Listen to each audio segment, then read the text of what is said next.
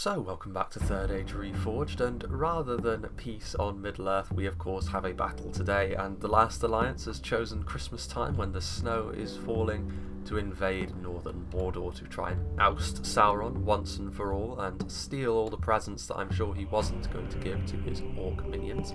And this is going to be a game from the Good vs Evil tournament, which is currently going on the Discord, and interestingly enough, this is a battle that I was actually in. As we can see over here, this is the first time in a long time that I've shown a battle that I was actually in, because I'm actually able to play now that I've got a little bit of time off from university. And seeing as, you know, I'm playing, we may as well go through my army composition first, seeing as I can tell you my thinking behind what I brought. And also, you know, just bear in mind that there are going to be, you know, 0.97 is still a work in progress, but there are still quite a lot of new unit models that we will be able to feast our eyes upon. Sort of the naming structure has changed a little bit as well. So, I am of course playing on the evil side. That is the team that I was assigned, and I decided to play as Umbar in this battle. And Umbar is a faction I've always rather liked. I've always liked their very solid nature and the fact that their infantry is really very powerful, and they have a lot of good support tools for it, and that is of course no different now. They have changed a little bit, but not in a huge way. So at the front here I've got a couple of units of Corsair archers, and this mainly came about from necessity, purely because I had a lot of other expensive units elsewhere in my army, but I still needed a skirmish force of course. And while having just evil factions bringing their cheapest archers and just winning the skirmish fight that way through sheer numbers is not a guarantee of success anymore. They have obviously, you know, their efficiency has been docked a little bit across the board. It is still a valid tactic, and mainly speaking I just wanted to give the opposing archers something to shoot at, just have a skirmish force on the field to just occupy the enemy archers for a little bit before moving in. Just in behind them, however, I have my primary infantry line, which is going to comprise of 3 units of the Alcondras Legion, which formerly of course the Castamir's Legion, and this is a unit that they do share with Numenor, so this is obviously Numenor's mainline infantry unit as well. Umbar do have the Corsair infantry that they can bring, as well as the sort of cheaper variant, something similar to the Angmar Marauders, but quality was definitely the name of the game here, because I was going up against Dol Amroth, and I wanted to make sure I had the infantry advantage here, because I was extremely unlikely to have the cavalry advantage. Umbar's cavalry is very good, but you can also only bring it in very limited quantities, whereas Dol Amroth can come in overwhelming numbers, so I needed to win the infantry fight really. And Dol Amroth don't really have a unit that can match up well with the Alcondras Legion. You know, the combination of Ethelond men-at-arms and halberds can give them pause if they're unsupported, but my Legion are not going to be unsupported. I'm going to bring a couple of units of Corsair pikemen to back them up.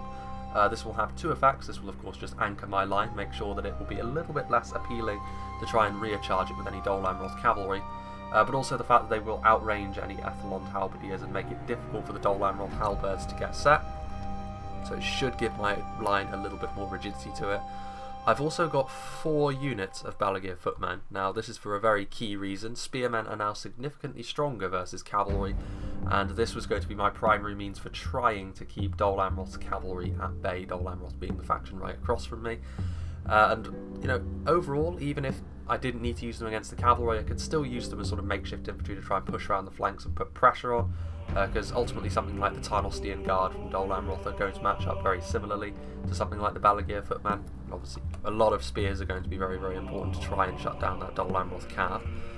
I've also got a couple of units of Corsairs, and this was purely because I had a little bit of money left over, and it was either get 1 unit of base, very sort of basic unit like Corsair Savages, which could have been a decent idea, or upgrade a lot of my units, or get a couple of units of Corsairs. I decided to go for the Corsairs because this gave me a lot more numbers on the field, gave me 2 units of Corsairs which I could essentially use for whatever I please, whether that's sending them into a bit of a dicey situation to try and draw enemies out, or whether it's just to keep them in reserve and patch up a part of the line which looks like it could use a little bit more support. Obviously the Corsairs are a very numerous unit.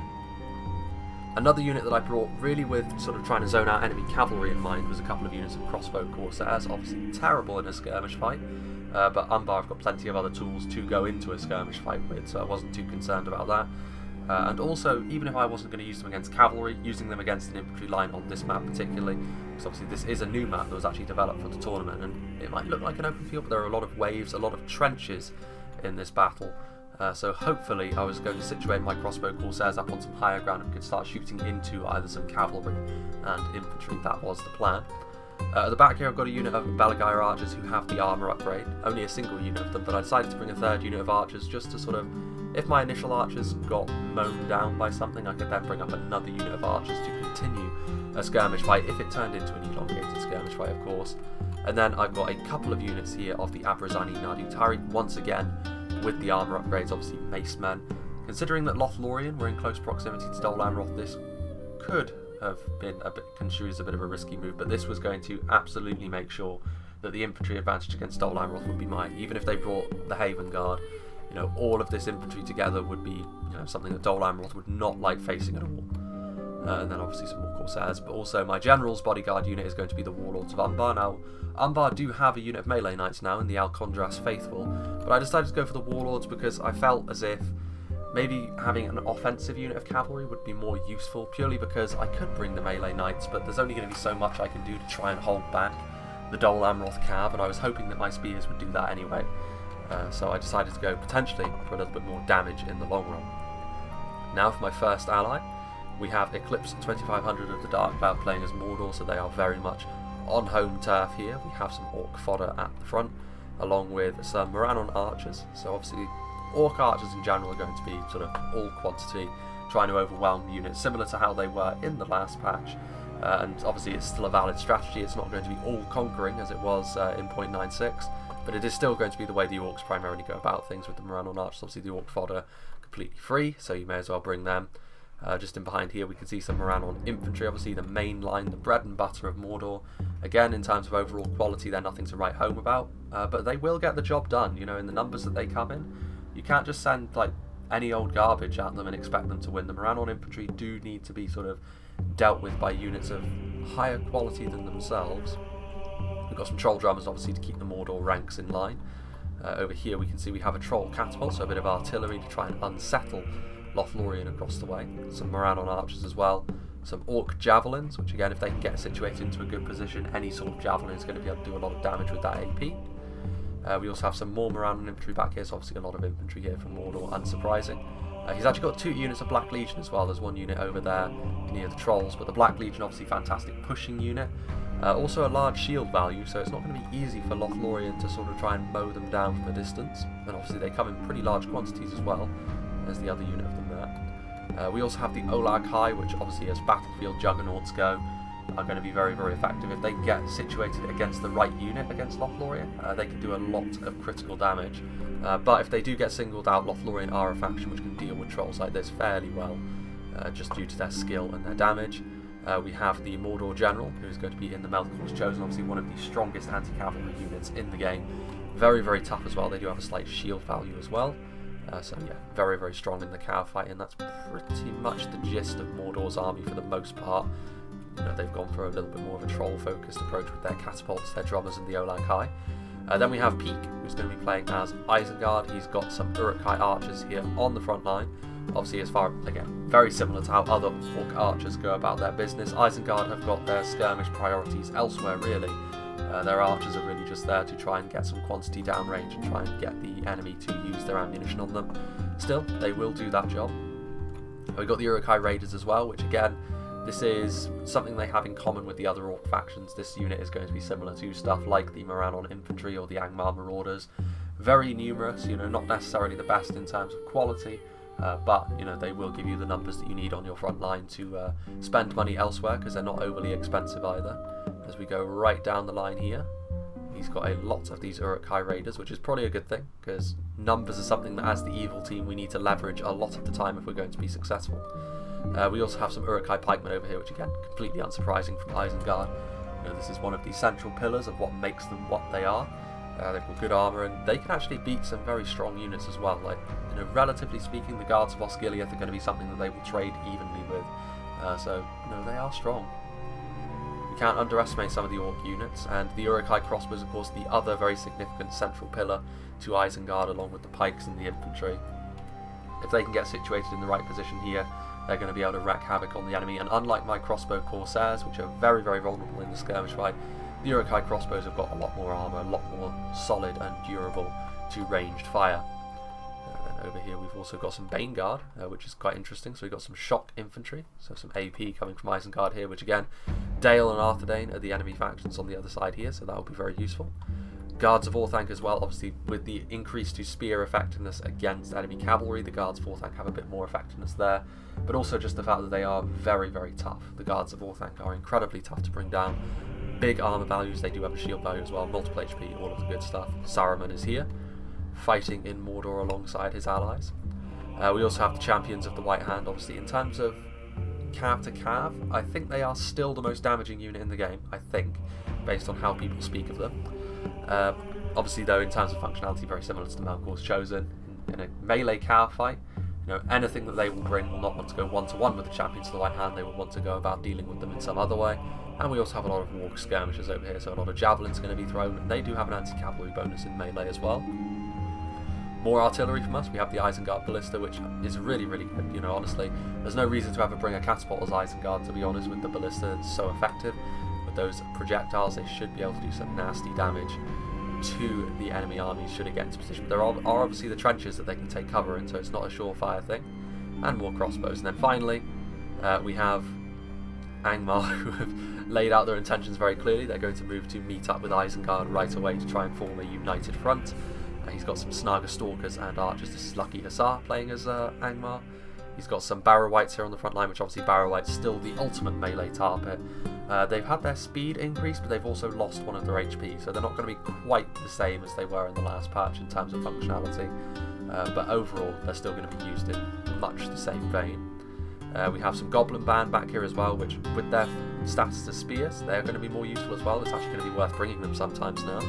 We've also got some trolls for Angmar and Gundabad, so a good troll presence there. The Blackwatch Legion, the Witch Realm Inquisitors, which are another unit of very effective melee cav. So overall, we've got a lot of individual units of very strong melee cavalry. We've got some Black Captain's Legion, which is actually the Blackwatch Legion, I should say. Witch Realm Pikemen are in there as well. I believe as well he's got some Witch Realm Blackguard knocking around. He's got the Scourge Raiders as well, which the Scourge Raiders are now an assassin unit, technically speaking. They have javelins or axes that they throw. I think it's axes actually that they throw, but they have projectiles that they can throw, much in the same way as the Franadine Berserkers from Rudan. Not a lot of ammunition, but then they charge in, so it gives them a little bit more utility, gives them a reason for being. So that is going to be the end of the evil factions. Obviously a lot of numbers, a lot of infantry power that we have. So how are the factions of good going to try and diffuse this? Obviously I'm taking a little bit more time over this because it's a tournament game, and also there's some new things to talk about. We have Dale, which is being played by Creed, and he's got some Earls, obviously, unit of effective higher tier melee cavalry, not obviously on the same level as melee knights or some of the wargs that we've got to raid against them, but still as melee cavalry, very, very solid, something that Dale uses quite often. And he's also got some Dalian cavalry, fast moving lances, obviously, and if they get situated into a good position and rear charge an Orc front line, they could cause a lot of panic, a lot of breaking. Over here we've got some Bardian Marksmen as well with the armor upgrade. I've always liked the Bardian Marksmen with the armor upgrade. I really like their style. And in terms of a skirmish unit, they are one of the strongest with a shield value, good armor values, decent damage. Really, there are very few units which can sort of claim to be as good at this as a mainline archer. Something like the Abrazani Nadu Barwi from Umbar, obviously very similar. But over here, going to be going up against archers of lower quality than themselves, it must be said. Some Lake Town Pikemen as well. They need to be a little careful because they could get barged out the way by stuff like the Black Captain's Legion and the Angmar Trolls, but other than that, they will make a pretty good anchor for whatever is going to be supporting them. Speaking of which, we have the Barding Herd, which, as far as Dale goes, this is one of their good units in my eyes. One of their central pillars. They are a halberdier unit, a very effective halberdier unit at that. But what really sets them apart is the fact they have a shield value and their armor is very high. So they tend to be very survivable on the front lines to things that halberdiers usually not quite so good against. And then we've got some dismounted earls back here as well. A couple of units of them. So as far as quality goes, again, they're going to be fairly similar to stuff like the Guardians of Khan Doom. Higher quality line infantry. As we start getting in, there are obviously some hidden units as well back here, I believe. So stuff like there's the Blackshot Dragon Slayers over here, the Dalian General, but I know that there's some remnant of Athala back here, or the Athala Rangers. Now it's Pasternak, who is going to be playing as Arthedain, and once again he's got his skirmishers right here on the front. A couple of units of Arthedain Marksmen and Evandim Archers over in the background over there, which is a solid skirmish force. He's got some Dunedain Rangers hidden away somewhere as well. Arthedain Men-at-Arms without the armour upgrades, but as far as the line infantry unit goes, they're still okay. They're still going to need some massive support though. If Angmar barrels forward with a rush-like approach, which I imagine was always the intention with Angmar looking at that army, He's going to need some support here on the front line for the men-at-arms, and the pikemen, while they will provide that, they're not going to be ideal, to be honest with you, purely because they are going to be barged out of the way by stuff like Black Captain's Legion and Trolls, but there are a lot of them, to be fair, and Arthedain do have some other units back here which could be pretty nasty. The Anuminas Gate Guards, for example, a pretty effective pike unit, and then the Cavalry Wing, which, to be fair, with Arthedain is always going to be fairly strong. We have a unit of Fornost Arrayed Knights, which are pretty effective lancers. We also have some melee cavalry in the Dunedain Mounted Company, which, while they're good in melee, they're still unlikely to be able to beat stuff like Champions of the White Hand. Back here we also have the new unit model for the Royal Court of House Armlaith, multiple HP lance, obviously very, very strong. And then finally, the Arthedain General, the Knights of Anuminas. The ever-presence for Arthedain / Arnor, very, very strong indeed. And then we come to a Lothlorien played by Starling. Lothlorien obviously could be susceptible to a rush from Mordor here, but you know, you could just shift back and sort of make a staggered retreat with all of your skirmishers. We have the March Wardens of the Wood, which I believe are the replacements for the Ethel Tirith, so sort of the very basic Elven Archer here on the front, ready to try and skirmish. And over here, actually, I think he's got his general right on the front, the Kindred of Celeborn, which are the new name for the Sindar Archers, pointing in my direction, which is rather concerning. And then over here we have some Sylvan Spears. Obviously they've been given a new unit model as well, make them look a little bit nicer, giving them a much needed makeover. Ooh, excuse me. The Karas Galadhon Spears, obviously the Lothlorien Spears, they're going to be here on the front as well, sort of holding down the fort, making sure no cavalry comes, and also making sure they can't be pushed through quite so easily. The Inner Council, previously the Maitha Ilaz Gellan, obviously again Spear Javelin Hybrid is going to be exceptionally useful for zoning out cavalry now, as well as some Lorient axes, which, now that they don't have the blades, this is going to be the primary higher tier line infantry that Lothlorien are going to be bringing, obviously more of a focus around damage with those axes. And then finally, a combination of the Karas Galadhon's Guardians, the strongest pike in the game, along with some more Sylvan Spears. I really hope my voice holds up for this one, because this is a good one. And then finally, if I can get to the right position, we have the final army played by J Monster, and he is going to be playing as Dol Amroth, facing off against me. And we've got a combination of Ethelon's man-at-arms and Ethelon's pikemen, actually. So I won't be able to outrange him with my Corsair pikes, but I will be able to match up one-to-one, even with those armour upgrades. My Alcondras Legion should still be able to give me the solid victory over here, especially when backed up by the Ambrazani.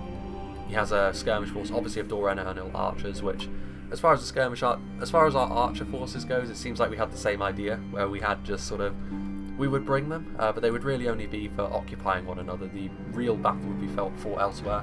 From my point of view, I really wanted the infantry win. From his point of view, it would be a cavalry-focused affair. The Tarnostian Shield Bearers, obviously the Tarnostian Guard, solid unit of spears. Guards of the Havens, which obviously the Haven Guard, one of the strongest longsword units in the game. Then we've got some more Tarnostian Shield Bearers over there, but now we get into the real focus of Dol Amroth, the cavalry. Starting off with the Peredil Randirin, which are of course the new horse archer unit for Dol Amroth, which they're quick, they're pretty well armoured for horse archers as well. Fairly expensive, you could say, but it's definitely well worth bringing if you feel as though you want to go full cavalry with Dol Amroth, which now is much, much more viable.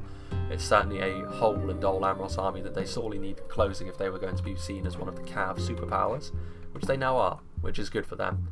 A much needed buff in that respect. And then back here we have, of course, the mighty Haven Knights, the melee knights. Dol Amroth now do have a lance version that they can bring of a knight unit, but J Monster here has decided to go for the melee variant, which honestly is probably a good idea. Against me, he's going to have no problem winning the cam engagement, but elsewhere on the field, his allies might need a bit of support from these units. The Peredil Horse Guard as well, which are, now that the Mercs are gone, this is going to be Dol Amroth's primary way of sort of padding out their melee cav line, which is obviously one of their big focuses. And they're good. They're more expensive than the Mercs were, but they are also better, so you get what you pay for. And that, I think, is going to be just about that. Actually, there's one unit of Lothlorien, well, there's some Lothlorien cabs that I forgot to mention. Riders of the Goldenwood, obviously the mounted Galatharim, and the Lothlorien Errant Riders, which were, of course, the Lothlorien mounted company. So, without further ado, that was an extended look at the armies, but I wanted to get a good look at everything. Now that there's some new stuff, we shall begin. And J Monster immediately is going to shift backwards a little bit, buy himself a little bit more time, as I'm going to slowly shift forward, because I didn't realise I didn't know if he had any hidden units perhaps of rangers that he was going to keep sequestered over here, and if I charged across the hill he could have strafed me. So my advance is going to be relatively staggered and slow as I start moving up to the dunes, and also it's going to be the case for Eclipse 2500 as well. So the first engagements are actually going to happen over on this side of the map, between Dale and Arthedain, and Angmar and Isengard. Obviously Angmar is going to be able to force the issue rather with some of their more aggressive units, obviously with their trolls, their barrow wights as well, but Arthedain and Dale certainly have the tools to make life a little bit uncomfortable for them on the approach, particularly with stuff like the Arthedain cavalry, I must say. If Angmar charges forward unthinkingly, it could be pretty grisly for them if they start taking charges from the Royal Court and the Knights of Illuminas. You can see the Troll Catapult is actually firing as well, which I believe they actually started targeting this army over here first, because obviously there's a lot less surface area for them to hit with the elves, whereas over here Arthedain and Dale are relatively closely together, and here you can see the catapult projectiles coming in, and straight away a very nice hit.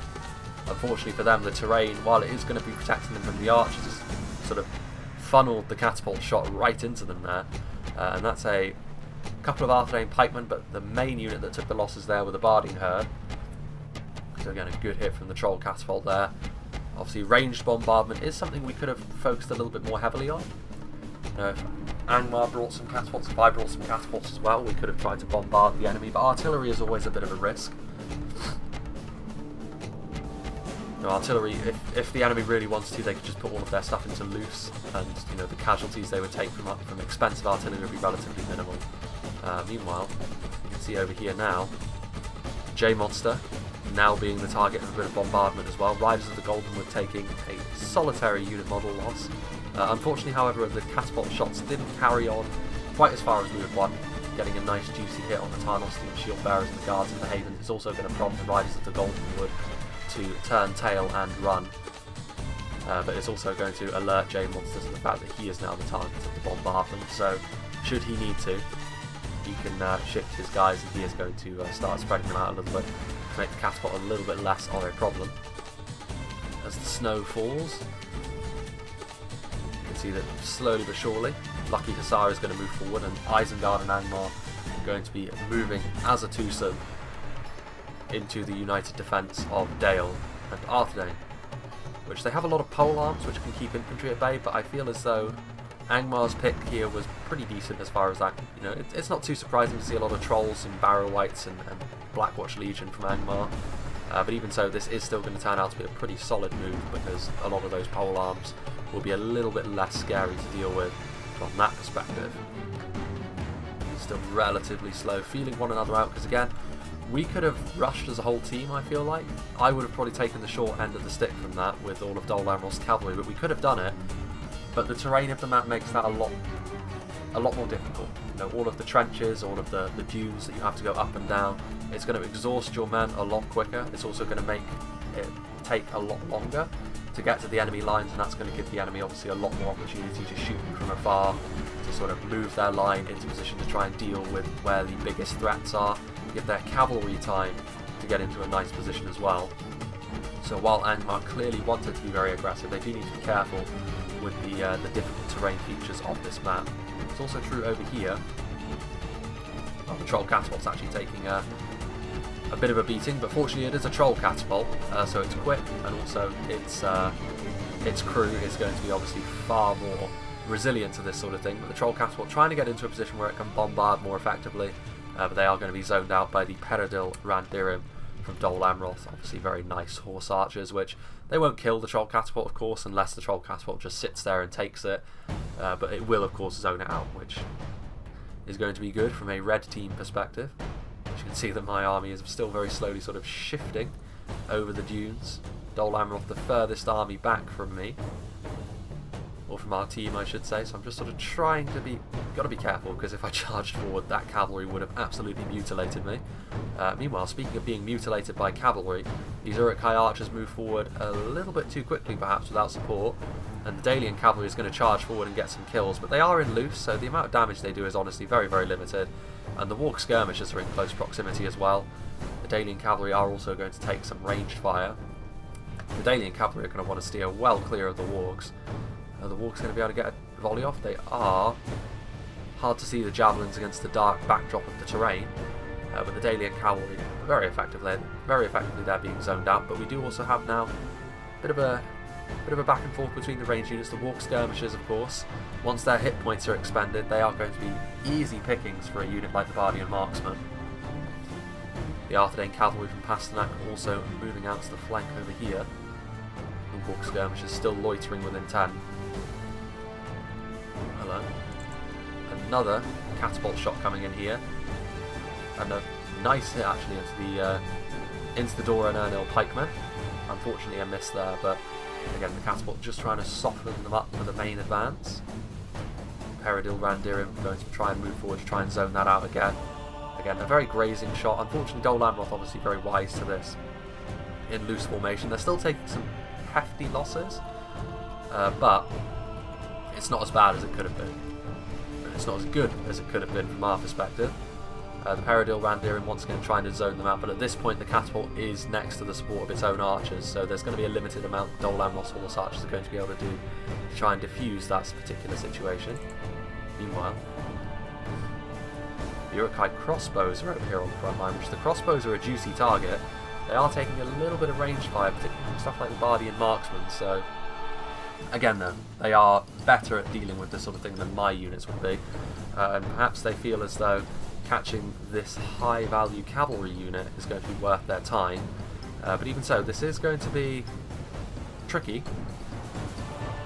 This is a lot of cavalry coming at them now, so both units of Dalian cavalry and the Earls are coming forward, but there are the Wargs on station, and this could honestly do some pretty crippling damage to the entirety of the Dalian cav line if this continues.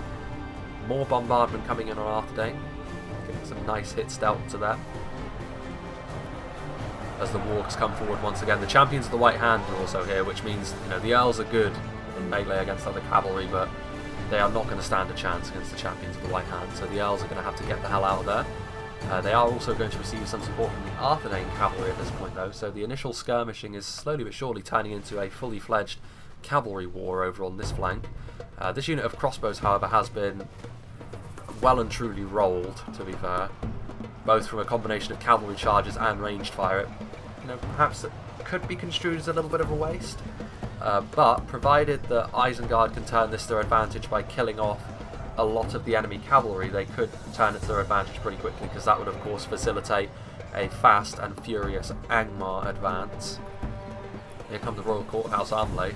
You can see here the Warg skirmishers are over here. The other unit of Uruk-hai crossbows is also here.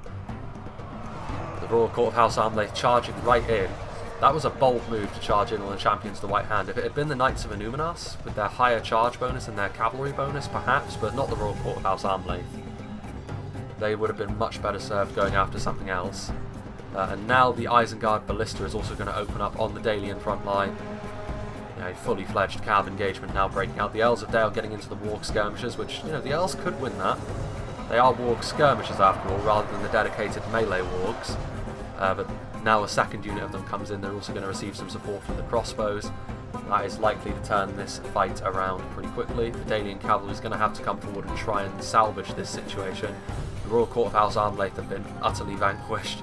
The champions of the White Hand have, however, taken losses over the course of these engagements, unfortunately for them. But, to be fair, Arthedain and Dale were much more dependent on their cavalry over on this wing, and you can see over here as well, the Dalian archers still trying to lend some support. They are getting bombarded over here by the Troll Catapult from Mordor and Isengard's Ballista. Those crossbows still doing their thing, but they are also getting charged by the Dalian cavalry. The guards of Orthanc coming across. The Dalian cavalry is going to want to get out of there pretty quickly. They're already shaken actually. Dale's horsemen losing stomach for this fight. Overall, I think this has turned out to be a pretty even trade mostly. I mean, slowly but surely actually Isengard are going to be starting to pull ahead, with the Dalian cavalry also being rolled over. But Isengard, this has cost them. It's cost them a lot of their strength in their champions of the White Hand. It's cost them a unit of crossbows. So, Isengard has not made all of these cavalry kills for free, certainly. But now you can see that Angmar are going to start making their move, with a lot of the cavalry threats already being heftily weakened. This is going to be all the excuse Angmar needs to start going into a fully fledged attack. Just before we do that, we can see over on this side, still very reluctant to move in because there's a lot of Dol Amroth cavalry, which could be a real problem for me. But I'm going to slowly but surely start to move my skirmishers in to try and put some pressure on Dol Amroth as they start to move their horse archers to support other sections of the field. I'm also going to need my Mordor ally to move up with me, which at this point Eclipse is going to do, so we can move together. If I moved on my own, after all, Dol Amroth would receive support from Lothlorien and kill me off exceedingly quickly. The Paradil Randirim trying to do some damage. The Witch Realm Inquisitors the target of their ire. Meanwhile, the Barrow Wights quickly moving into position. You can see this is their primary change. They are now no longer quite as ridiculously tanky, but they do move forward much more quickly. Get my words out in the correct order. The Evadim Archers moving forward, but here we can see the initial engagements are going to begin. The Barrow Wights are going to collide with the Arthedain men-at-arms. And to be fair, Arthedain don't have all that much in terms of melee quality. The Enuminous Gate Guards are really the only genuinely higher tier unit they have. You can see now the Witch Realm Scourge Raiders throwing some axes into the front line as well. Axe throwers no longer AP, but they do a lot of base damage. And then of course the Scourge Raiders in melee will not be half bad either. Witch Realm Pikemen are moving forward, so pretty rapidly the chance for them to use their cavalry offensively, that window is slowly but surely closed. The Bardian Marksmen trying to move over here, but you can also see the Isengard are now cresting the hill, squeezing in on the side of Dale over here.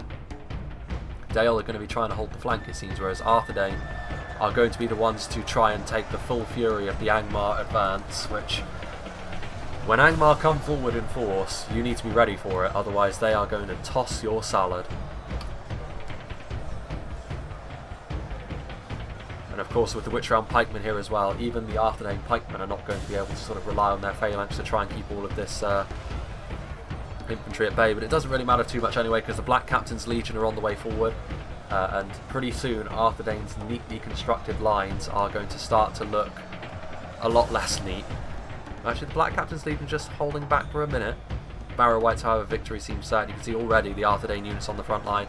There's no one here to really inspire them. They're all basic units and they're starting to become shaken by the fear causing Barrow Wights. They really need the Enuminous Gate Guards on the front line if they can. If they can manage such a thing. There's also some Dale units on here, so Dale certainly holding down both flanks. But Arthedain are the primary target of Angmar's ire at the moment.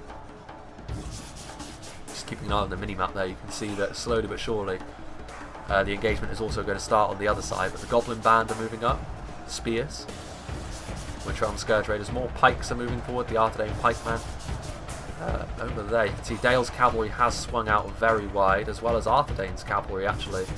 But they are going to be chased down by the Uruk-hai Raiders, and this really just a matter of containment, containing the enemy cavalry, making sure it can get into a good position to recharge. Because if this continues, if this assault continues, Arthedain's front line is not going to last. Because this is not going too well from an Arthedain point of view for their infantry. There's a lot of arrow fire also coming in support. Although that's a little bit unfortunate. The Lorient Errant Riders have come over to support, getting a decent rear charge there on Angmar's front line. What happened to the Witch Realm Inquisitors, I wonder? They're probably over there trying to sort of zone out the Dalian cab, but at this point the Lorient Errant Riders have proved to be a bit of a pain for both Angmar and Isengard. But the Trolls are going to be able to chase them down. You can see there though that pulling through has killed off quite a lot of those Uruk-hai archers, but if we were going to lose something, the Uruk-hai archers probably would have been our first choice. But those Lorien cavalry are going to want to get away from the Trolls of Angmar in double quick time. The Witch Realm Inquisitors caught napping a bit there, as the Lorien riders managing to sort of avoid any sort of scrutiny. Meanwhile, over on this side we can see, just in time for a cav charge, the Paradil Horse Guard charging forth by unshielded Corsair archers, which is unfortunate for me. Obviously I targeted them against a unit which fell back, so they moved forward just a little bit more. The Balagar footmen are in close proximity, however, so the Paradil Horse Guard do need to be real careful if they are going to continue to charge. I've also got my crossbow Corsairs here. I've gone pretty wide to sort of try and prevent any sort of cavalry charges around my flank, but in the end it was the direct approach which I neglected a little bit. Well, over here we can see that Mordor moving forward to just engage with Lothlorien skirmishers more, get their infantry ready. The Morannon infantry needs to be careful though, because it is thoroughly outclassed by Lorians. Meanwhile, I think it might be time for a bit of a reduction in the frames, so that we don't receive quite so much in terms of a frame drop. Meanwhile, the Barding herd, along with the Lake Town pikemen, trying to hold back, and at the moment an even fight. And the Barding herd are strong, so they should be able to hold back this force, you would imagine, actually.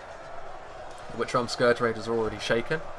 Up here on the ridge we can see the Evandim archers, but here is the real problem. The Knights of Illuminus are coming in to try and sort of help hold down the fort, but at this point it's already a bit too late. The Arthedain front line has collapsed. The Black Captain's Legion taking point, crushing the Arthedain phalanx out of the way. And this was always going to be the play for Angmar in this sort of situation. You can see here that the Isengard Ballista is targeting this section of the line here and getting some nice hits there, right down the line of Lake Town pikemen and Barding herd. There's also some arrow fire going in there. The Dalian flank over here is still holding up relatively well. This mainly comes down to the fact that less importance was given to this. Obviously, clearly, the bulk of the strength, especially from Angmar, went right up the middle here to try and push the centre of Arthedain out of the way, which has succeeded. But this does leave us somewhat open and exposed to this sort of thing. You can see the Dalian cavalry charging in from the flank now, and while they may be depleted, they're still going to be able to do some nasty damage, both actual damage and morale shocks to units like Uruk-hai Raiders and Goblin Band. But the Goblin Band are routing now actually. The Uruk-hai Archers also going to have to deal with the Dalian cavalry as they move forward, but now solidifying this position in the middle. The dismounted Earls of Dale trying to come in to reverse their fortunes here in the middle, but unfortunately now Angmar are going to be committing their trolls, which is going to split this fight wide open. So not good from their perspective. They still have a fair amount in reserve, however, so we'll see how this goes. The Uruk-hai pikemen bracing the flank to try and deal with the flanking force. The remnant of Athala are over there, however. That's certainly not the sort of thing the pikemen want to see turned on them. Meanwhile, we can see that there is a lot of fire arrows coming forward. A counter-charge down the hill, actually, from Lothlorien, and the Lorient axes moving into the Morannon infantry, who are in loose formation as well, so they need to bunch up and try and use their numbers to surround the Lorient axes, because that's going to be their only chance of trading efficiently with them at this point, although Eclipse does have a fair amount in reserve as well, so it's not like we don't have disposable units. But look at those Lorient archers there, just pouring their ammunition into the Morannon archers. Elves really proving themselves in this fight. The Karas Galadhon's Guardians are moving forward, so this is going to be tricky. I mean, Lorien have just got such a quality advantage here over Mordor that it's going to be difficult for Eclipse here. It's also going to be difficult for me to support him, because if I move in a knee-jerk fashion, then the Dol Amroth cavalry is going to destroy me. But I am going to send a unit of Corsairs over here to try and flank. This will hopefully, and it does actually, it does force Jaemons to sort of come down off the hill. Not just these Corsairs over here, but I wasn't going to just sort of charge into him with all of his cavalry waiting for me. So, sort of trying to pressure is going to lead to Dol Amroth charging down from their hill, and I am going to move to meet them. Corsair Pikemen and Alcondras Legion are moving down, so I'm feeling pretty confident about my chances in the melee fight. So if Jaemonster is going to move down to meet me, I am only too happy to oblige from that point of view. The Corsairs are obviously not going to make a huge difference even when they do surround, but a little bit of support is better than none. Over here you can see that Lorien outnumbered, but certainly not outgunned. They are doing a lot of damage here. The Troll Catapult going to try and do some more damage to these blobs over here. You can see here that Angmar have just crushed their way through this centre. They do have a lot to deal with, however. These Knights of Illuminus are still here. The Lake Town River Patrol revealed themselves, but were immediately broken by the trolls as they rushed forth. Isengard have still got some units in reserve as well, including the Pikes, which are now moving forwards. And they are now, there's sort of surround after surround going on in this engagement over here, but you would imagine with the numbers advantage and the fact that Angmar will be able to bring over reinforcements from this side, including the Inquisitors, that it's probably not looking so good for Creed and his forces over here, even with the remnant of Athala and their body piercing. Meanwhile, only half the enemy force remain. Yes, indeed. Finally, the infantry engagement over here is going to begin after an elongated period of sort of slow advances and sort of touchy-feely combat with our archers.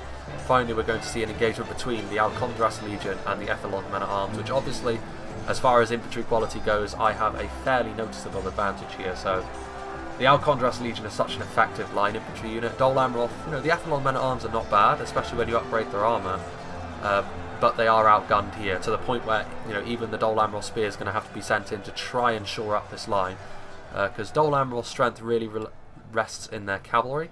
You can see how wide I've gone over here actually with the Corsairs waiting. I've also got my Abrazanim Nadu Tariq waiting. I think I've actually already committed one unit of them, indeed I have. So that's AP that I'm adding to the mix as well. Really trying to, and I'm really trying to kill off Dol Amroth's infantry as quickly as I can, because I know that eventually that cavalry is going to be a real problem, and I don't have really the ability to defend all of my skirmishers as well as I'd like, especially when the map is this wide. But over here you can see that my Corsairs were counter-surrounded by a combination of Ethelon men-at-arms and the Haven Guard, so you will scarcely see a more lopsided fight. The Haven Guard going up against the Corsairs, no bueno for us. Also the Inner Council are up on the hill as well. The Riders of the Golden Wood also dealing some nasty damage, and actually that's in response to the Melkor's Chosen, so perhaps a little bit of a waste there from Eclipse to send his Melkor's Chosen into this sort of situation where there are javelins and archers, but ultimately if he didn't, his whole infantry line would have been crushed, so technically speaking he didn't have too much in the way of choice. Absolute chaos is erupting, however. Over here you can see that Dale trying to sort of counter push. The Bardian Marksmen now being used as infantry, which they are decent makeshift infantry. There goes Mordor's general, killed by the Haven Guard. Isengard's Ballista trying to go after the remnant of Athala to defuse that situation, but while the Bardian Marksmen are good makeshift infantry, they are not going to be able to go up against a combination of Uruk-hai pikes and Guards of Orthanc, really strong units that are dedicated in their field, and ultimately this is being shown by the fact that they are now shaken. They would have needed more support if they were going to go out in that fight and win. The Barding Herd, however, still doing very well. The AP of the Barding Herd has really held Dale in good stead, and they have held down the fort very well, especially considering that over here Arthedain's front line really did not hold up too well. The Barding Herd have managed to sort of hold their ground. The Barrow-wights meanwhile are still moving forwards. The Anumanas Gate Guards, it looks as though the Knights have been thoroughly dealt with, so there are still some Knights of Anumanas who have been moving around, but yeah, ultimately the Knights of Anumanas not able to fully turn this fight around. The Anumanas Gate Guards trying to push in, but the Anumanas Gate Guards are not going to be able to do too well against Trolls. The Trolls are going to be able to deal with them, so at this point Arthedain is the army which is looking in the worst shape for the most part. On-moving Lake Town Pikes also moving forwards. Again, at this point they just need to commit more units over here, but Pikes are not really the answer. Considering the Trolls are over here, they're going to have to hope that the Barding Herd's AP damage brings the Trolls down quickly, otherwise their Pikes are not going to be in the best of positions. Meanwhile, the Troll Catapult trying to shoot into the middle here as Lothlorien has really proved to be a sticking point here for Mordor. Mordor, their composition ultimately has not really helped them to deal with Lothlorien, and Lothlorien's quality has just been far too much for Mordor's infantry to bear. So while we're having a good time of it over on the other side against Dale and Arthedain, we're winning by a small margin. Here in the middle against Lothlorien it's not going too well. Over here meanwhile, for the time being, things are going relatively okay for me. The infantry engagement is still going in my favour. The Abrazanim and the Alcondras Legion are on the line. However, now we have a real problem. The Haven Guard, now that they're done dealing with that force over there, are going to move over and roll up my line, and this is going to facilitate a break from my Belagear footmen. They should come back, but this break is still not exactly appreciated. But I have actually turned basically all of my archers and my crossbows onto the Haven Guard to try and kill them off. However, this is the problem that I have. I'm having to commit more and more to try and bring this infantry line down as quickly as I can. I'm having to sort of send my crossbow Corsairs to try and direct their ammunition at these units. The Riders of the Golden Wood are here, the Corsairs, but you can see already that I'm going to be in a bit of trouble, purely because there are going to be some units heading around the rear. Now they are the Horse Archers, but they're out of ammunition, and at this point, the crossbow Corsairs are glass cannons, and basically my entire well-being rests on me trying to sort of defend my crossbow Corsairs. I'm trying to send my Belagear footmen around the flank, trying to sort of zone out the Peridil Horse Guard. Here come the Haven Knights moving into position 2. I think, you know, they are putting themselves in harm's way in front of the crossbows and archers, but they will inspire the units nearby to keep fighting, which is going to be important in the face of all of this AP, and obviously the Alcondras Legion on the front line. So strong in relation to the Dol Amroth units. A lot of range fire coming in here as well. Still trying to defuse the Haven Guard, which, you know, starting to kill off some of them now, but they're doing so much damage to my infantry, which I needed the infantry fight to go solidly in my favour, whereas at the moment it's just sort of slowly but surely going in my favour. Belagair archers going around the flank over there, while Lothlorien advancing forward, slowly but surely dealing with all of these Mordor units. The Orc Javelins have been sort of bum-rushed by the Lorient axes. Let's go and quickly see what's going on this flank. So Dale's still trying to hold down the fort over here. It's still a real mosh pit, but slowly but surely I think we are gaining the upper hand on this flank. You can see there are some more Lake Town Ruin Patrol trying to get their javelins into the best possible position. But we still have the Witch Realm Inquisitors, which is a big deal. Going to be able to deal with what's left of the Dale Cavalry, and then going to be able to recharge. We still have Trolls over here as well. So Lucky Hussar is, you know, he's been using his resources wisely. He's been sort of committing them where they needed to be committed. Our allies' general lies dead, slain by the enemy. That is Isengard's general there. Meanwhile, you can see here that I'm already having issues. The Paradil Randirim, they may only be horse archers, they're already giving me some problems in the backlines. I do have my Warlords which I can use, but they're only a single unit and I don't have enough to zone them out forever. Meanwhile, here on the front line you can see that Dol Amroth's infantry is not looking so good at this point. You know, a thin line of shield bearers of Tarnostian and Doran Ernil units. Ultimately, you know, the infantry fight was always going to go in my favour though, with the compositions we had. The Alcondras Legion obviously still just dumpstering the Dol Amroth forces. Athlon Man-at-Arms victory seems like a certainty over here. There's still some Alcondras Legion, however this is the area where Dol Amroth are winning the infantry fight because the Haven Guard are still here. And at this point I'm going to need to sort of shift my crossbow and archer fire to try and do some damage to the cavalry. So the Haven Guard are now going to be going here unopposed, which unfortunately means that this flank of my infantry is going to lose. We can see here that the March Wardens of the Wood getting into position as well. Here actually the Troll Catapult, now that it's out of ammo, charging in here to the Karos Galadhon Spears to try and do some damage. You can also see that the Paradil Randirim charging into Mordor, so the bullying is not just localised to my army. And unfortunately, really, me and Mordor haven't had the same level of success as Isengard and Angmar have had on the other side. To be fair, you know, we've still done some decent damage. I think, you know, the fact that Dol Amroth's infantry has really taken a bit of a beating is a good thing. But the cavalry was always going to be the problem against Dol Amroth, and their cavalry is still very much alive and well. Defeat seems certain. But let's go back up to 1 speed now. The frame rates have returned a little bit. And now the Haven Knights are going to be recharging, and while they are recharging spears are better against cavalry now. But, you know, those spears were pointing the wrong way. A nice hammer and anvil charge there. And obviously the Haven Knights are incredibly tanky. Imrahil himself leading the counter-charge here from Dol Amroth. Their infantry has taken enough of a beating from J-Monster's perspective, and he is now going to start using his cavalry to try and ravage my backlines. And it's going to work, because I don't really have an answer to the Paradil Horse Guard or the Haven Knights in the numbers that they're arriving. I have the Belagair footmen, but you know, their infantry, they're going to have to try and charge after these units on foot. So ultimately, while I've technically won the infantry fight, you know, Dol Amroth doesn't really have too much left in terms of infantry. I'm not now going to be able to use my infantry to reinforce my allies because it's going to be charged into oblivion.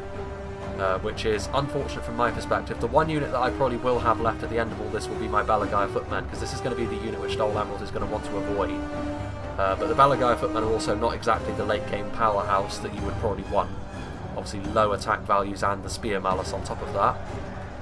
And while having a look over here, obviously still my Abrazani Nadu Tariq still doing the business for me on the front line with their AP maces, doing damage to the Tarnostian shield bearers. The Riders of the Golden Wood still here. Obviously the Haven Guard at this point, only 14 of them left, so The Alcondras Legion certainly no pushovers in melee, but ultimately the Haven Guard are going to be able to be victorious against what's left. Riders of the Goldenwood still doing some nice damage. Just over here, continual cycle charging. My backlines at this point are pretty much in ruins. I still have a few units of Balagai footmen over here. At this point it's me just trying to sort of save my crossbow Corsairs so that I can fire as much of my ammunition into the Dol Amroth Cav as possible. The enemy general is dead. There goes the Arthedain General at long last. It's worth saying as well that Pasternak towards the end of his army's lifespan did crash, but at that point everything was engaged anyway, so it didn't make too much of a difference. It's also worth saying that at some point in this battle, a lucky Hussar actually had to go and deal with some sort of double glazing salesman or something on the phone. But again, that didn't make too much of a difference, to be fair. Isengard was asking for support at that point, but it wasn't too long, so it wasn't going to be too much of a factor. Inner Council now being accosted by these Black Legion of Barondur. Interesting fight, both of these units not really with melee damage designed in mind. The Kindred of Celeborn are still over here, the March Wardens of the Wood. Here you can see that my infantry still actually doing the business. But now we're going to be charged from multiple directions. There are these Corsair pikemen over here, which if the cavalry stayed in melee for too long, the pikes would do a lot of damage, but unfortunately for me, the problem is going to be that we're going to be taking missile fire, and also the shock damage from the charge is going to cause my lower tier Corsairs to break. What's left of my Abrazanium is broken as well. So at this point, really, all of my Alcondras Legion Corsair pikes and Abrazanium Narditari have fallen away, leaving mostly just Balagai footmen and a few scattered units of ranged units. The Corsair crossbows managing to get a couple of shots off point blank, but now they're going to be absolutely pounded into the dirt by the Haven Knights. Destroyed. Anyway, we shall now move back over here to see how this fight is getting on, which has progressed back behind this dune over here and is now in this gully. And ultimately we are winning over on this flank, which thank God for that, because we would not win over on the side with Dol Amroth and Lothlorien. Isengard pushing forward with the support of the Barrow Wights. There are still the Blackshot Dragon Slayers, which are a very strong unit, but here you can see the Dunedain Rangers routing off. Really the last of Pasternak's army is either very depleted or it's routing, so ultimately Arthedain's crashing wasn't all that important. The Guards of Orthanc rolling forwards. This is a good thing, so Dale, for the most part, not having too much left. The Bardian marksmen are still alive, somewhat, chasing off these Uruk-hai raiders. Uruk-hai raiders also over here, but I mean really this is kind of it at this point. There are still some Barrow Wights, there's some Uruk-hai archers moving in over here, so we're going to win over here. But the unfortunate thing, I think, is the fact that we're not going to win quite as convincingly as Lothlorien and Dol Amroth are going to win over here. Now there is still some units that both myself and Mordor can still bring to the table, the Balagai footmen of course, but the Dol Amroth cavalry here in the late game is going to be a significant problem. They're going to have the range. Obviously Lothlorien still have their units as well, they still have the Riders of the Goldenwood. They don't have a lot of their infantry left, to be honest with you. You know, they did pay the price ultimately for going through Mordor here in the middle. You can see my Warlords of Umbar. I actually didn't realise I was charging Karas Galadhon's Guardians. I was very fortunate that they were very depleted, so we could finish them off. You can see that my Warlords also, something that we have missed throughout the course of this fight. I was trying to sort of charge them into the infantry where I could to try and be aggressive with them, but ultimately Lothlorien's Javelins and Archers focused them down, which was easy enough considering I only had one unit of cavalry, and my allies Melkor's Chosen were long dead. Here we can see the Haven Knights and the Peridil Horse Guard. None of the Dol Amroth cavalry really was heavy on the charge bonus, it was all melee cavalry, but they're so tanky. You know, Dol Amroth's cavalry in general is so durable now, and that really is their unique selling point. Obviously it makes a lot of sense, heavily armoured knights in shining armour charging across the field. There's this one troll drummer who I think is going to be charged. Mordor slowly but surely shuffling across what they can. Numenorian Shadow Guard actually, that's not an insignificant unit with their body piercing. They must have played their part in dismantling what was left of the Lothlorien infantry as well. The Riders of the Goldenwood charging in, but that was very bold considering most of this is made up of pikes and spears. which, you know, this is the good thing for us. Most of our army is now pikes and spears, and most of the red team's strength lies in their cavalry. And that was a bold move there from the Riders of the Golden Wood, charging forth into the Guards of Orthanc. Blackshot Dragonslayers still clinging on for life, but now they're going to be surrounded more by pikemen, so that's going to probably be the end of them. But here you can see the Dol Amroth cavalry charging down across the hills. The Guards of Orthanc just sort of staying on the periphery of the fight, trying to zone out the Riders of the Goldenwood by the looks of things. Still some Snaga archers in amongst things here. Surely they will be the ones to pull this fight out for us, as what's left of Creed's army is just clinging on for dear life. The Black Shots, the Paradil Horse Guard are coming, and you know, the fact that Dol Amroth don't have any lance cavalry could be a saving grace here for us, because they won't be able to do huge damage on the charge, which of course means this will give time, no matter what, for the pikes and the spears to get set and start counter-attacking the cavalry. But those Haven Knights they are tough. Even the Riders of the Golden Wood are shaken though, being chased by the Guards of Orthanc, although they are never going to catch them. This, however, is going to prove to be a problem. Lothlorians still have some ranged firepower, some arrows here flowing into what is primarily pikemen and the Kindred of Celeborn. That's not good. There's the Dalian General still in there. King Bran, the reskinned Knight of Illuminas himself. Here comes a charge from Dol Amroth's Knights as well. Well, Knights, cavalry. Paradil Horse Guard coming in here, but they need to be real careful. They have caused a break in the Snaga, but if they stay too long near the pikes, they're in a bad way. Lothlorien are now coming in with their javelins, however, killing off more of these pikes. If all of these Lothlorien skirmishers can kill off these our pikemen, there's going to be no defence against Dol Amroth's cavalry that we can mount.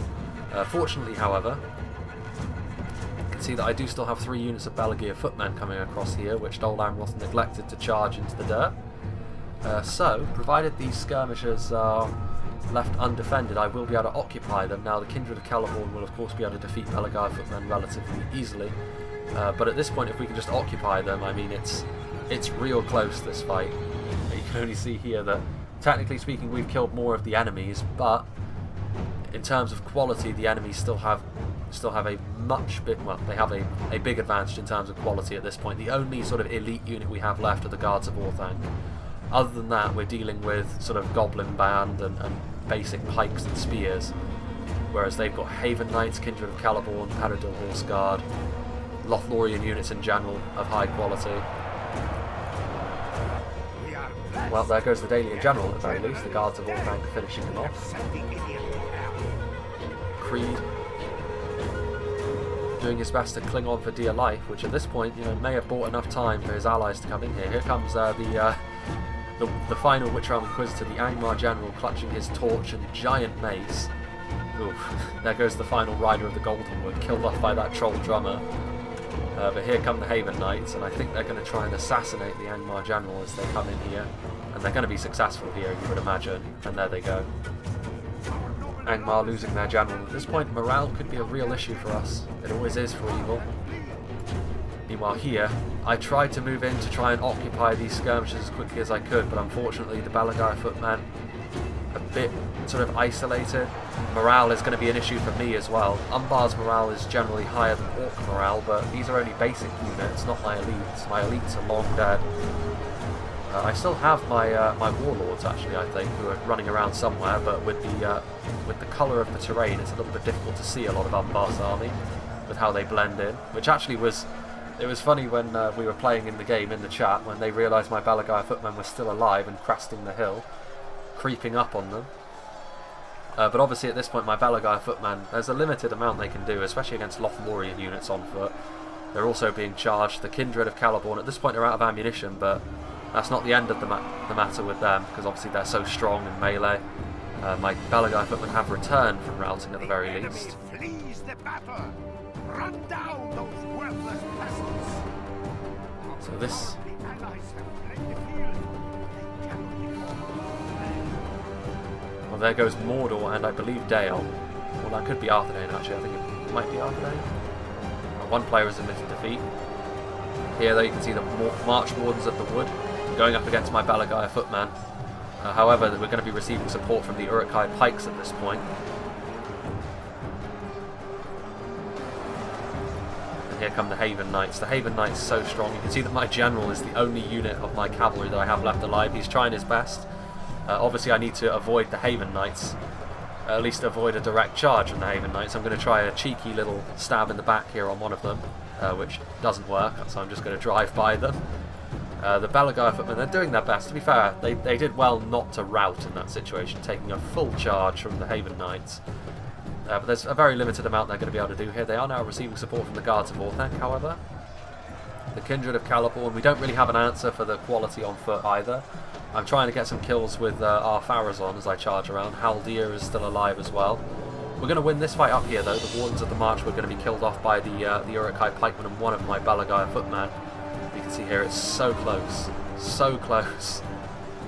Ultimately it's going to come down to whether or not we can stop those Haven Knights with our spears and our pikes. There's also the matter of those Kindred of Caliborn, because if we could just get into a big ball and wait for the Haven Knights to charge us, we would obviously win with all of our pikes and our spears. But the problem is we can't, because if we do that, the Kindred of Caliborn are slowly but surely just going to rip through us with how good they are in melee. And here you can see that the Witchround pikemen routing off a rear charge from the Paradil Horse Guard, proving to be terminal for them. The Haven Knights moving in. I mean, we're trying to zone them out. Our Pharazon is there.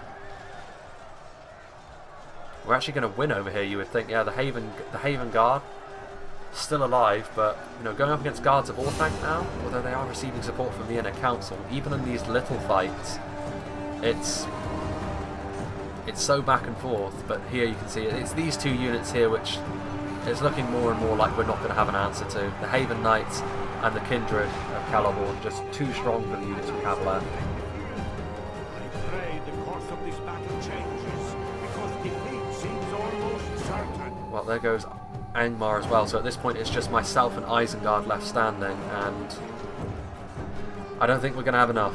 The Guards of Orthanc are going to try their best here against the Paradil Horse Guard. Here comes our Pharazon. My general's still just about alive, but yeah, it's quite clear at this point that victory has gotten away from us a little bit, and ultimately I think it was the Dol Amroth cavalry that did us in. If I had been just a little bit more on point with trying to keep them at bay, I shouldn't have tried to go so wide, because ultimately it left me far too thinly stretched to try and deal with the cavalry when it decimated my infantry. If I had better dealt with Dol Amroth cavalry, like all we needed here in the late game, I feel like, was a couple, it was like even one or maybe two units of my Alcondras Legion, and suddenly this Kindred of Caliborn wouldn't have looked so scary. But as it is, in the end we just didn't have enough, and you know, that I think is a good example of just how Dol Amroth have been made a lot more viable. Dol Amroth's cavalry is now worthy of the name, because in the last patch Dol Amroth were a little bit underwhelming. Most people that played them, they seem to be missing a little something. Now I feel as though that is certainly not the case. And here you can see the final stand of my general. I'm just going to kamikaze him into the Haven Knights. My general lasted a long time in this fight, and he did me proud. But our Pharazon at this point is going to die against Imrahil. Actually, Imrahil got the final blow as well. And I think our army is tiring. Our army is running and tiring, so I think the final engagement is actually some sort of weird little side fight that they had going on over here. Where are we? I'm sure that there's a unit of Uruk-hai archers, like Unit 2, which is still sort of running around the field somewhere from peak, but with that in mind. Just as my voice is starting to give out as well. Yeah, here we go, look. The Uruk-hai crossbows. We're going to try and get some more kills. And they do manage it. 2 bolts in the gut for that elf. He won't be returning home to Lothlorien. But a really, really good fight. I mean, here you can see, obviously, within 1%. And it honestly, this was the third in a series of 3 really good fights which happened in the tournament. And I believe... Oh Lord, save me. We can only vow to atone for this defeat by crushing our enemy next time. You get points in the Good versus Evil tournament for how many armies you have left standing. So actually, they only received 2 points, I believe, for this victory. Or maybe they received 3. I don't know. Maybe Creed still had like 1 unit left alive. But I believe, you know, you obviously received 1 point for each army you have left standing. And I believe with this victory, it was the 3rd and final in a series of battles that were played.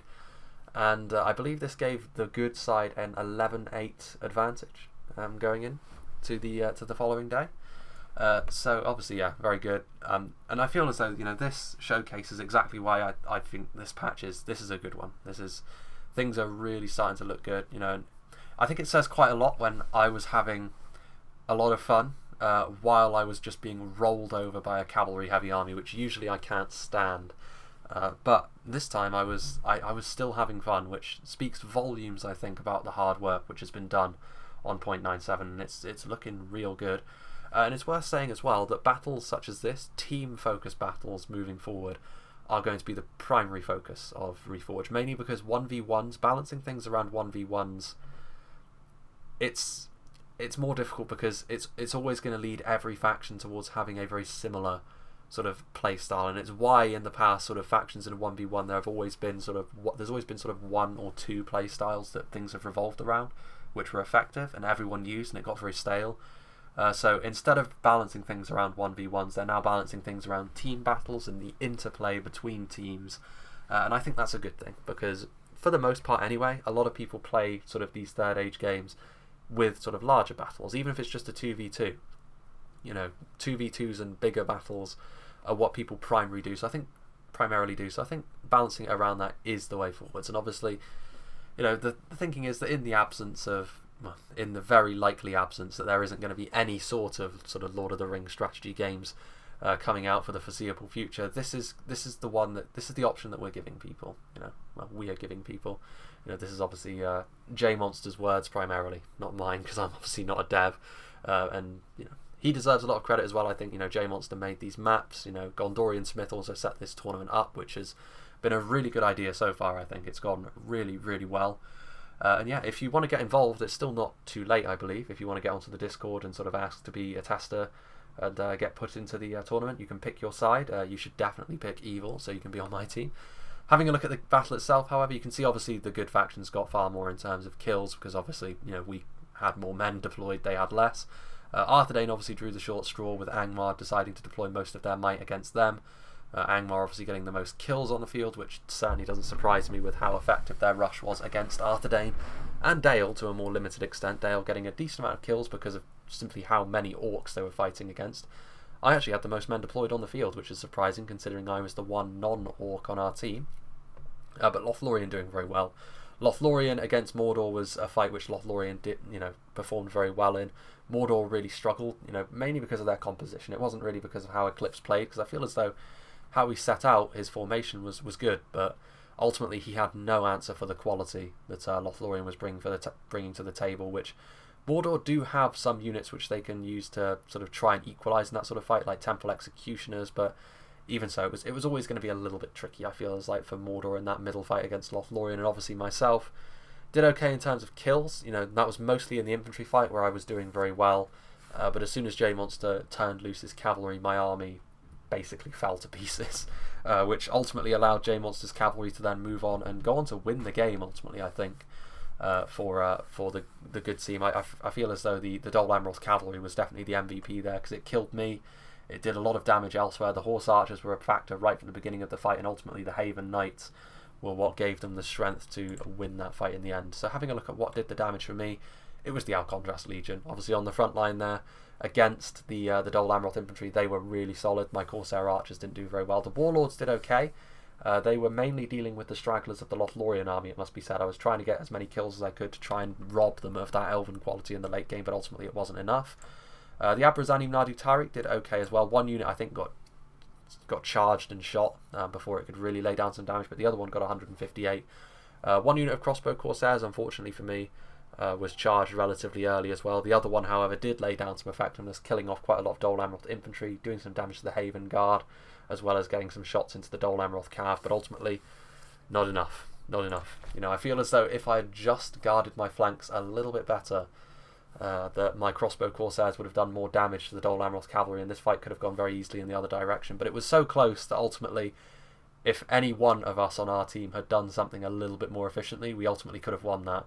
Like, even Isengard, who played really well, I feel like, if they had kept those units, that unit of Uruk-hai crossbows from the early game a little bit safer, rather than getting charged by the Arthedain cavalry, that could have been the sort of thing which turned the fight around as well. Eclipse keeping his Melkor's Chosen a little bit safer, that could have turned the fight. So close, and yet so far. But yeah, I hope you enjoyed this, and I hope you'll join me for whatever is next, which it's likely to be more tournament games, because obviously this is an ongoing thing, and obviously I'm a part of it, so I can actually be in quite a lot of these. But also keep an eye out for Gondorian Smith and J-Monsters uploads, because they will also be uploading matches from this tournament as well. And the vast majority of these games have been very, very good indeed, so I urge you to keep an eye on that. So yeah, I hope you will join me and them for whatever is next.